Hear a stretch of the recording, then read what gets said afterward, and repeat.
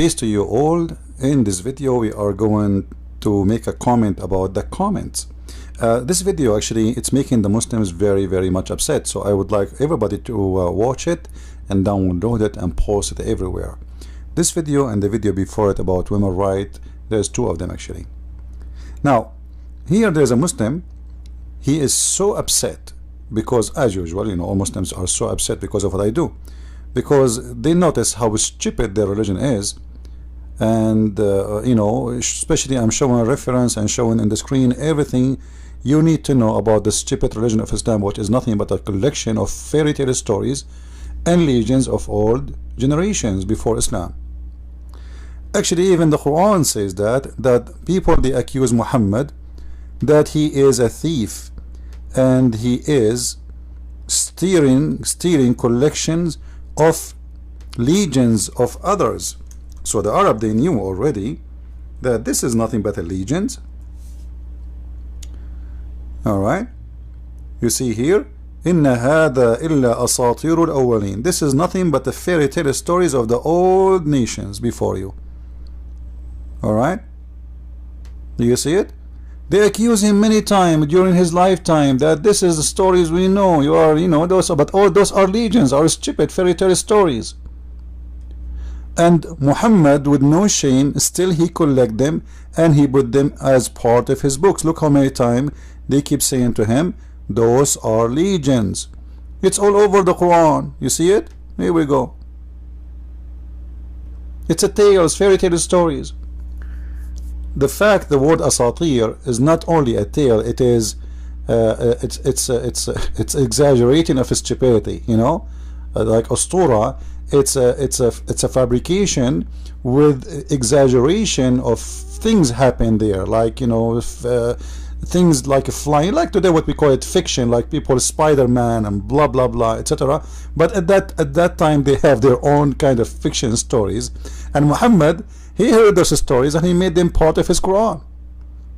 And this Abdul, he is trying to prove me wrong, and he posts something underneath of this video. This Abdul, his name, I will make him famous. His name is Salim Aboud.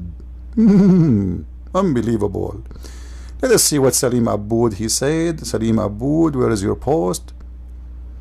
And you will notice, my friends, here, this guy, he got me busted. I mean, seriously, this guy is seriously intelligent. He said, what a liar, foolish Christian princes. He's insulting me now.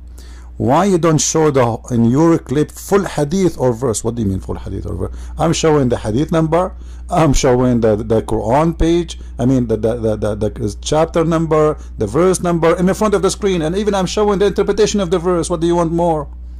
But look, he wanted to get me busted, and this guy is smart. Actually, this guy, he reminds me of a smart guy like him. His name is Dr. Zakir Naik. You know, Zakir Naik once, just to show you how smart the Muslims are, once they asked him why there is no women, she is a prophet in Islam, he said, first of all, brother sister, let me assure you that in Islam there is no women to the prophet.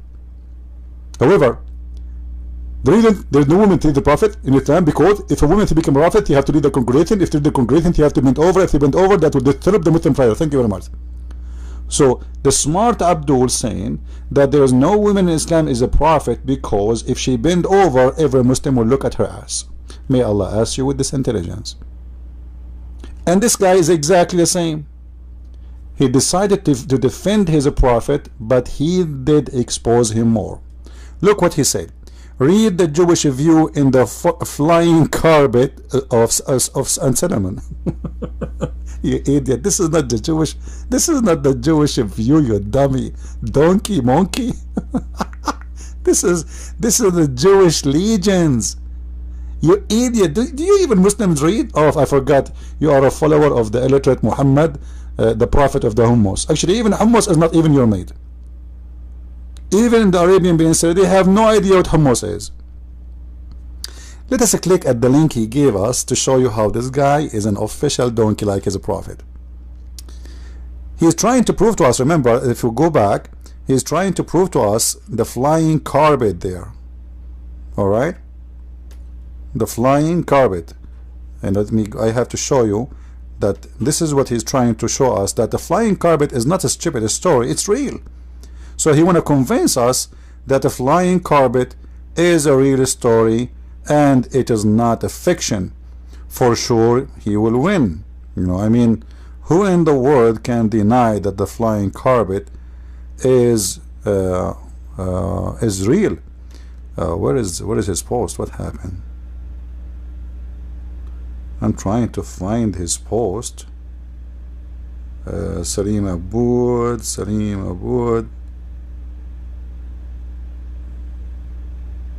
Here we go. Sorry for that. So he's saying Solomon Karpet. Alright? So the whole here post he is making for the flying carpet, which means he's trying to prove to us it is not only the Muslims we are the stupid. He is trying to say to you, well, the Jewish are stupid too, so what do you say of that?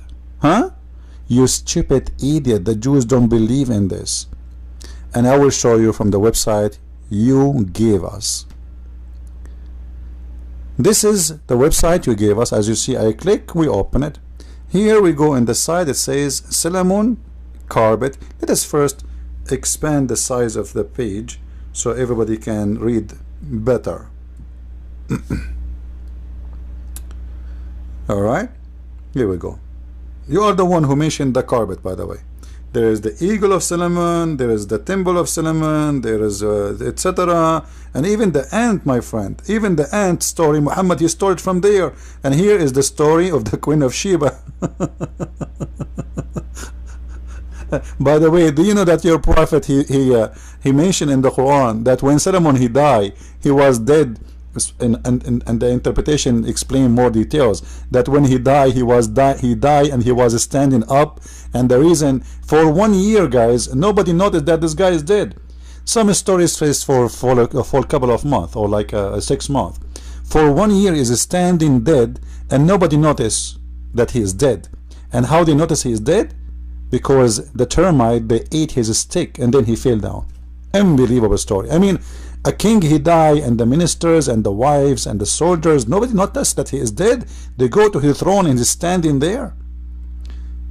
No comment. Now we click at the Solomon Karpet. Do you see it, Abdul? This is what you choose for us from the same page. I will go a little bit up, a little bit up, a little bit up, and I got a surprise for you, Mr. Donkey.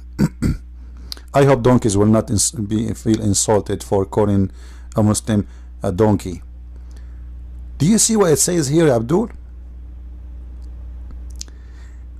Importance in Jewish legends. Do you see it? This is legends. This is nothing to do with the Bible, and this is nothing to do with the true belief. Those are collection of legends. The Jews, they tell their stories, or the fairy tale stories, for their children. So the Jews agree that those are legends. Then you can read the whole Testament, the Old Testament, and you will not find any of those stories there. Why? Because simply they are stupid legends. So when you as a Muslim, you agree that those are legends, and your prophet, he stole them from the Jews and he put them in his book, that means your prophet is a fake prophet, for he is a thief of allegiance. Like, I wish he stole from the Old Testament a true story, but he is stealing legends. A flying carpet, a flying horse. You know, do you know that he mentioned the Suleiman, he used to have a flying horse before the flying carpet, but because he slaughtered him, when he get angry, Allah replaced the flying horse with the flying carpet. And I can show you Aisha, she heard about the flying carpet and the flying horse, sorry. She used to play with the toys with it, and this is why Muhammad, he come with the story of the flying mule he call it al-buraq. This story is coming from the legend of the Jews, and the legend of the Jews is coming from the Assyrian, who have legends too about flying animals. So all of this is a collection of legends, and the question is, how someone he claimed to be a prophet of God, he agree with legends to make them as part of his story? How you agree with it? So if we go to the Karpet issue, we go down.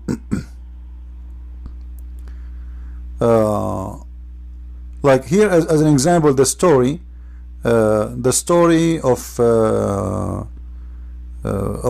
ceremony judgment. You know, it's all of this is a collection of legends. You know, and then we go down to the Karpet. Let's go to the Karpet. The eagle of Sulaiman.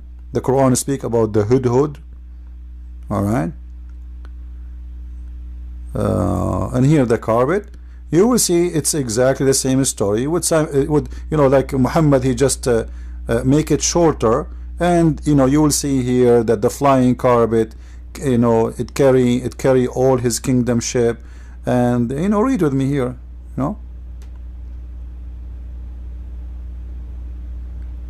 You see it?